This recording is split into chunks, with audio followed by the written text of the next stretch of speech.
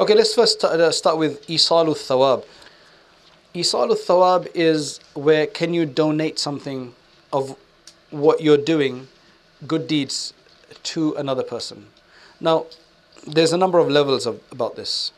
Firstly, can I perform a physical Hajj on behalf of another person who hasn't performed it yet and now has no chance to perform it because they've died or they're very old? Right? Yes, you can, because the Prophet ﷺ said you can. A person came to the Prophet ﷺ and said, my mother's died and I know she would have done Hajj. Can I do Hajj on her behalf? He said, absolutely, you can do it.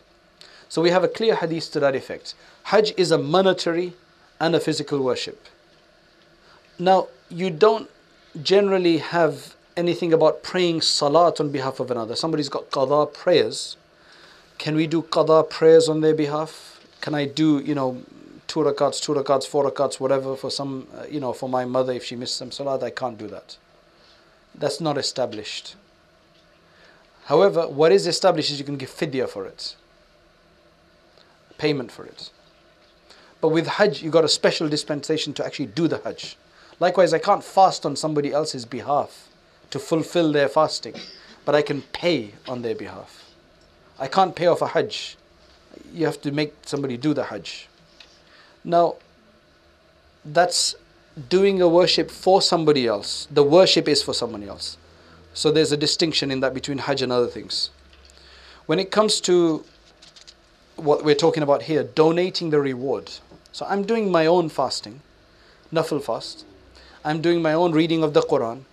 I'm doing my own nafil Hajj.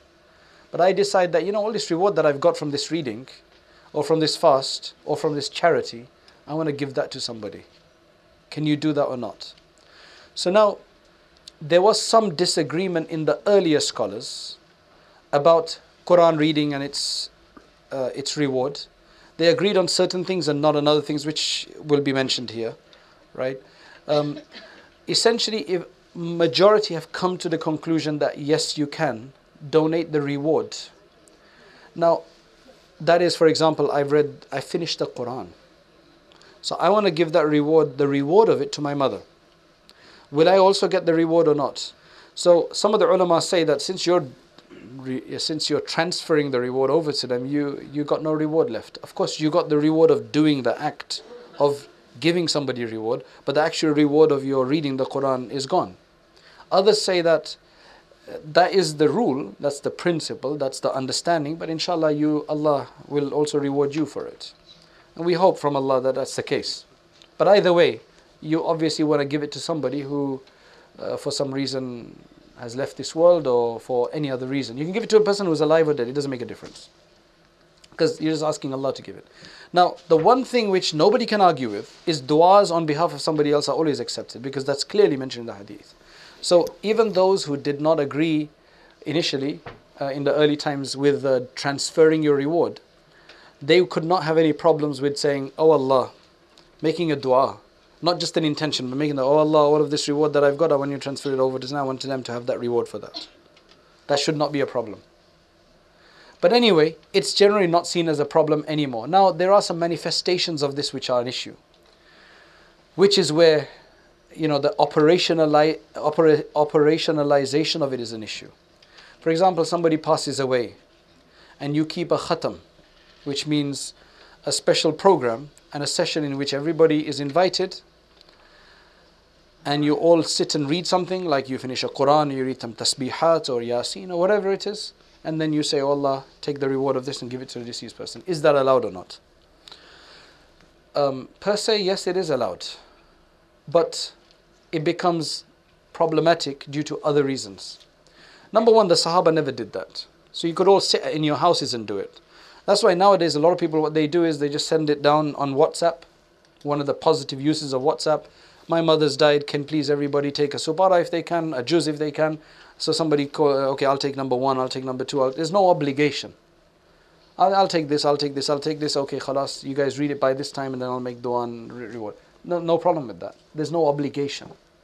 The problem is that in many cultures, it's an obligation to do it on particular days. The 3rd, the 10th, the 40th, the year, and so on. Number one. Number two, if you don't come, they'll break ties with you. right? That is totally wrong. They obligate you to go from here to Manchester, for example. And you don't really want to go, but you're going because they're going to cut ties with you. So your petrol money is all wasted. Your entire day is wasted, and you didn't get any reward for it because you're doing it just to show. Rather than that, if, for example, generally after somebody dies in your house, and people are going to gather together for about 3 days anyway. So what I think is a good idea is to keep some Qurans there. Keep some, those separate ajza, those separate parts, some Yasin, some tasbihat. Just keep them there. And whoever it is will start reading themselves. Don't force anybody to read. They'll take it, they'll just be sitting there and the 3 guys are reading, then it's going to be quite foolish for others to start talking, because otherwise they talk about everything under the sun afterwards. So I found that to be a very useful way. There's no obligation, there's no necessity of food, and so on and so forth. And there's no hard feelings. So as long as there's no hard feelings, it's done casually. Like in some masajid they do this. I was in Mufti Shabir Sahib's masjid in Blackburn, and after Salah there was an announcement, we're going to have a Yasin Khatam for so and so. Anybody who can stay, stay. So we stayed, read Yasin. Whoever wants to walk out, go. There's no obligation. As long as there's no hard feeling, it's okay. Because it is a new thing. It is a new thing. It wasn't done in time of Rasulullah sallallahu alaihi wasallam. But every new thing is not wrong to do unless you make it obligatory or you make it kind of extra rewarding. We're just facilitating. This is not extra reward. It is facilitation for extra reward. So it's a wasila, it's a facilitation. It's just kind of make it easy. We're here together anyway. Let's do something for our mother.